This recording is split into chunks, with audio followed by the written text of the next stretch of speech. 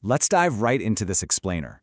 Today, we're mapping out a deeply syncretic meditation practice. And what we have here is a genuinely fascinating source text that brilliantly takes ancient religious traditions and philosophical concepts and just, well, blends them into one completely unified, highly practical path. This isn't just some dry theological study. It's designed from the ground up for profound personal inner transformation. Now, what's really captivating about this opening quote is how it immediately sets the stage for literally everything that follows. By declaring that the path of love is the actual heart of all religions, the text pulls us right out of those rigid individual dogmas. It's inviting you as the practitioner to look way past the boundaries that usually divide different faiths and instead focus entirely on universal love as the ultimate connecting thread. Section 1. The Philosophy of Love. Bridging East and West. So the source material takes a pretty bold approach by bringing together two completely distinct symbols. On one hand, you've got the Jewish menorah, the seven-branched candelabrum that represents the tree of life. On the other hand, you have the Buddha, representing the Eastern chakra energy system. The text directly synchronizes these two. It suggests that the seven branches of the menorah actually correspond one-to-one with the seven human chakras. It's an absolutely striking synthesis of East and West. But here's the crucial point. Where does the activation actually happen? Unlike a lot of esoteric systems that focus intensely on, say, grounding through the root chakra or maybe seeking higher realms through the crown chakra, this practice identifies the heart chakra as the absolute center of spiritual activation. It defines the heart as the literal meeting place of the divine and the human. It is the absolute engine for this entire meditative journey. And because of that central heart focus, we get what the text calls the middle way. By rooting the entire structure of the menorah, the whole tree of life, essentially, deeply into the heart, the source material argues that this balanced, heart-centered existence is the ultimate goal. It's not about escaping the world at all. It's about perfectly centering yourself within it through love. Section 2. Preparation and Breathing Technique. Preparing the Mind. Okay, before we jump into the visualization itself, the text clearly maps out this simple but honestly incredibly powerful three-step breathing cycle. First up, you take a deep breath in while internally saying, "Be still and know." Second, you hold that breath just long enough to visualize a specific candle sparking to life. And third, as you release the breath, you speak a designated affirmation. This rhythmic cycle is basically the heartbeat for the entire meditation sequence we're about to explore. Section 3. Lighting the candles. Igniting inner light. Following the pattern of the menorah, the guide tells us to begin not at the edges, but right dead in the center. You visualize lighting that middle candle, which symbolizes perfect divine love. According to the text, this specific energy represents the absolute highest vibration in the entire cosmos. It's the core anchor from which everything else is going to flow.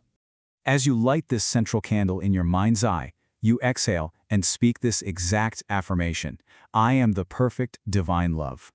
The text explains that this brilliant white light of love acts as this massive purifying force. It actively cleanses your heart center of all those lower earthly vibrations, effectively wiping the slate clean and preparing you for the rest of the meditation.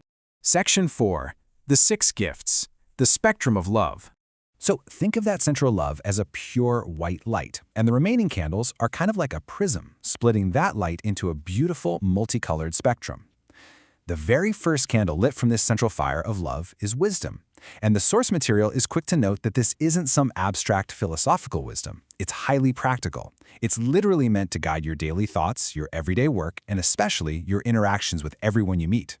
Building right on top of wisdom, you then claim the gifts of power and abundance. But what's really fascinating here is how the text defines these words. Power, in this context, is about mastering life's chaotic circumstances without losing your center. And the abundance, both spiritual and material, is claimed for a very specific reason. It's to ensure you actually have what is required to truly be of service to others and help mankind. Next up is the light of truth. And men, the source emphasizes that truth is absolutely essential for freeing the mind from error. It allows you to look past the surface level of things and recognize the eternal reality behind all worldly illusions and superficial appearances. It's basically about seeing the world exactly as it is, but doing so through the lens of love. This whole sequence culminates in the profound inner states of joy and peace.